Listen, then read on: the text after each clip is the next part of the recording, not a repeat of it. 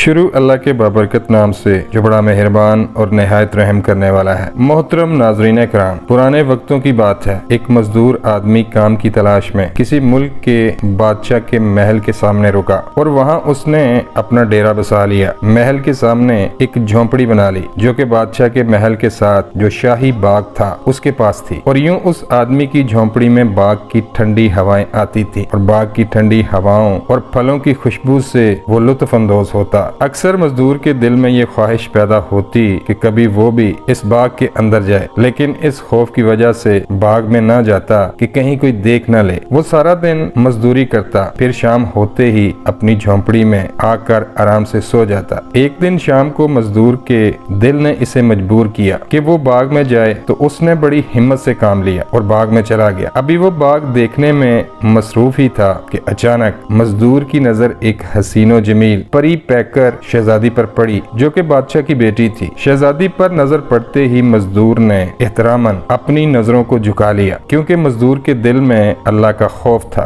और अल्लाह के खौफ की वजह से मजदूर ने मुनासिब नहीं समझा कि किसी गैर महरम लड़की पर दोबारा नजर डाले। और दूसरी अहम बात ये थी कि मजदूर के दिल में शहजादी के लिए इश्क जाग उठा था और फिर वो ये सोचकर वहाँ से निकल आया कि कहीं कोई दरबारी या कनीज ना देख ले। मजदूर वापस अपनी झोंपड़ी में लौट आया, लेकिन मजदूर अपना दिल बाग में ही शहजादी को दे आया था। वो रात को अपनी झोंपड़ी में सो न सका, उसे एक पल के लिए भी चैन न आया। मजदूर की आंखों के सामने बस वही बाग वाली शहजादी थी, लेकिन मजदूर ने अपने दिल में शहजादी के बारे में कुछ गलत ख्याल पैदा ना किया, क्योंकि मजदूर दिल का और दामन का पाक इंसान था। और फिर मजदूर ने दिल ही दिल में शहजादी को पाने की तमन्ना शुरू कर दी। मजदूर जानता था कि वो एक बादशाह की बेटी है और मैं एक आम सा मजदूर हूँ, लेकिन मजदूर पर शहजादी के हुस्न का ऐसा जुनून सवार हुआ कि बस वो हर वक्त शहजादी को ही सोचता रहता। इसी तरह कई महीने गुजर गए। दिन ब दिन मजदूर शहजादी के इश्क में जनूनी होता चला गया और फिर बात यहाँ तक आ गई कि मजदूर ने दिल के हाथों मजबूर होकर पक्का इरादा कर लिया कि वो महल में जाएगा और बादशाह से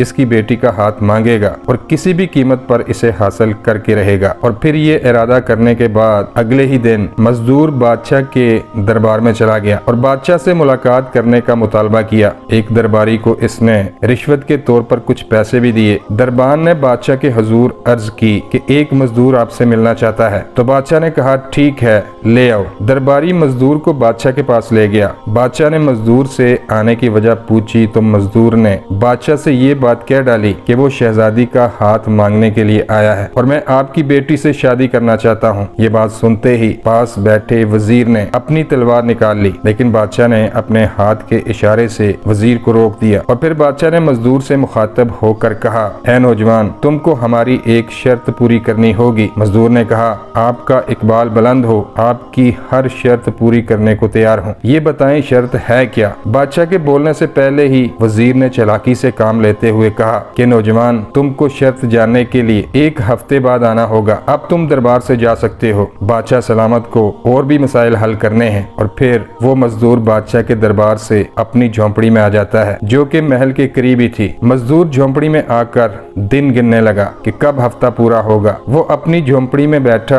हर वक्त शहजादी के लिए बेचैन रहता, मगर मजदूर एक नेक इंसान था, इसलिए वो अल्लाह की इबादत में मगन रहता। यही वजह थी कि मजदूर शहजादी के मिलने के लिए कोई गलत रास्ता इख्तियार करने को तैयार नहीं था। वो अल्लाह से दुआएं करता। मजदूर को पूरा यकीन था कि अल्लाह पाक इसके लिए कोई ना कोई रास्ता खोल देगा। जैसे ही 7 दिन पूरे हुए, मजदूर नौजवान दरबार में पहुंच गया और बादशाह को आदाब बजा लाने के बाद अपनी शर्त के बारे में पूछने लगा। तो बादशाह मजदूर को कहता है कि ऐ नौजवान, तुम्हारे अलावा और भी कई शहजादे हमारी बेटी से शादी करने के तलबगार हैं, लेकिन हमने इन सब उम्मीदवारों के लिए एक ही शर्त रखी हुई है और वही शर्त तुम्हारे लिए भी है। और मेरी शर्त ये है कि अगर तुम मेरी बेटी से शादी करना चाहते हो तो काला हीरा लेकर आओ। अगर तुम मेरी बेटी के लिए काला हीरा ले आए तो मैं अपनी बेटी की शादी तुम्हारे साथ कर दूंगा। मजदूर बादशाह की शर्त सुनने के बाद परेशान हो जाता है कि मैंने तो कभी ख्याल में भी काला हीरा नहीं देखा, तो मैं हकीकत में काला हीरा कहाँ से लाऊंगा। लेकिन मजदूर को अपने अल्लाह पर भरोसा था। और फिर मजदूर वापस अपनी झोंपड़ी में आ जाता है और फिक्रमंद होने लगता है कि अब क्या होगा। इसी फिक्र में फजर हो जाती है। वो अल्लाह के हजूर फरियाद करता है और कहता है, या अल्लाह, तू ही दिलों के राज खूब जानता है। मेरी मोहब्बत सच्ची और पाकीज़ा है। मैं तुमसे ही मदद मांगता हूँ, मेरी मदद फरमा। इतने में सुबह हो जाती है और फिर मजदूर को ख्याल आता है कि यहाँ बैठने से तो हीरा नहीं मिलेगा, तलाश तो करना पड़ेगा। वो अपने साथ कुछ सामान लेता है और पहाड़ी की तरफ निकल जाता है। सफर करते करते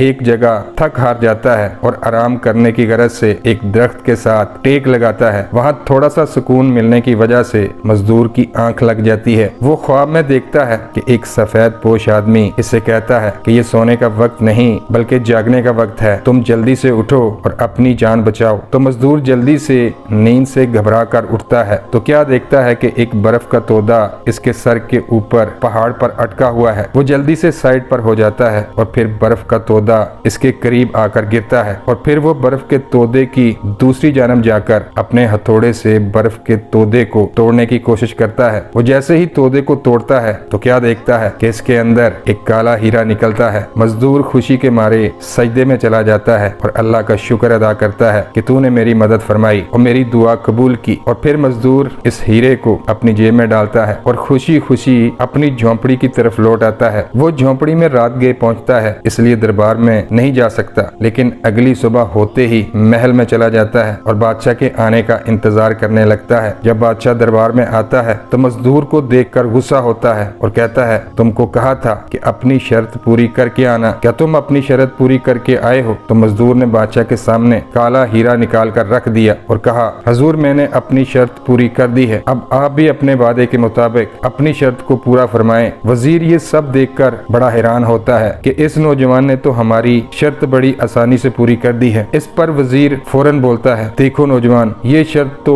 तुम पूरी कर चुके हो, मगर शहजादी की एक शर्त और है, और वो ये है कि जो कोई भी शहजादी के लिए सफेद मोतियों के झुमके बनाकर लाएगा वो इसी आदमी से शादी करेगी, लिहाजा तुमको शहजादी की ये शर्त भी पूरी करनी पड़ेगी। वजीर की ये बात सुनकर बादशाह ने भी हमायत कर दी। मजदूर भी समझ गया था कि ये लोग शर्त पे शर्त रख कर मुझे आगे पीछे करने के चक्रों में हैं और ये लोग शहजादी का रिश्ता मेरे साथ हरगिज नहीं करेंगे। मगर मजदूर को अल्लाह पर पूरा भरोसा भी था, क्योंकि शहजादी से मजदूर की मोहब्बत सच्ची और पाकीज़ा थी, लिहाजा वो इस शर्त को भी कबूल कर लेता है और इसके बाद वो दोबारा वापस अपनी झोंपड़ी में आ जाता है और फिर अल्लाह पर यकीन रखते हुए सफेद मोतियों की तलाश में समुंदर की तरफ निकल जाता है और अल्लाह से दुआएं मांगते मांगते समंदर के साहिल पर ही सो जाता है। ये रात 14वीं की रात होती है। मजदूर ने किसी बुजुर्ग से सुन रखा था कि चांद की 14वीं रात को समंदर सिपियां बाहर निकालता है और फिर जब वो नींद से बेदार होता है तो देखता है कि साहिल पर बहुत सारी सिपियां मौजूद होती हैं। वो देखते ही देखते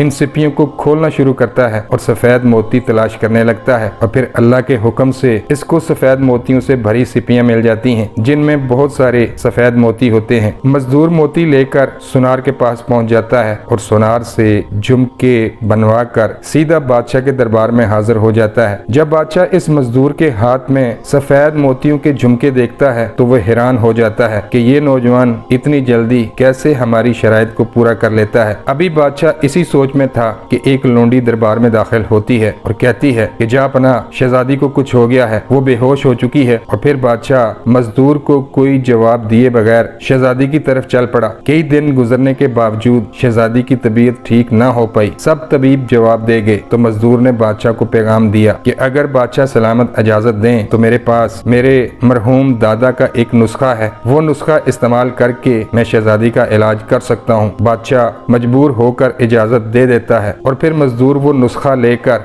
महल में आ जाता है। लोंडी मजदूर को शहजादी की ख्वाबगाह में ले जाती है और फिर मजदूर अपना नुस्खा इस्तेमाल करता है तो शहजादी को होश आ जाता है। इत्तफाकन इस वक्त कोई भी शहजादी के पास नहीं होता। वो तन्हाई का फायदा उठाते हुए शहजादी से अपने दिल की सारी बात कह देता है। वो बादशाह की शराइत का भी जिक्र करता है जिनको वो पूरा कर चुका है और ये भी बताता है कि शराइत पूरी करने के बावजूद तुम्हारा बाप तुम्हारी शादी मुझसे करने को तैयार नहीं। शहजादी ये बातें सुनकर मजदूर का हाथ पकड़ती है और दरबार में आकर बादशाह से कहती है, अब्बा हजूर, मुझे किसी काले हीरे की जरूरत नहीं, मेरा असल हीरा ये नौजवान है, इसने मेरी जान बचाई सच्चाई है, मैं इसी से ही शादी करूंगी। तो बादशाह सारी बात सुनकर कहता है, ठीक है बेटी, जैसे तुम्हारी मर्जी। फिर इन दोनों की शादी हो जाती है और अल्लाह का वो नेक बंदा पूरी सल्तनत का बादशाह बन जाता है। प्यारे दोस्तों, हमें इस कहानी से ये सबक मिलता है कि अगर इंसान की लगन सच्ची हो तो अल्लाह पाक जरूर उसकी मदद फरमाता है।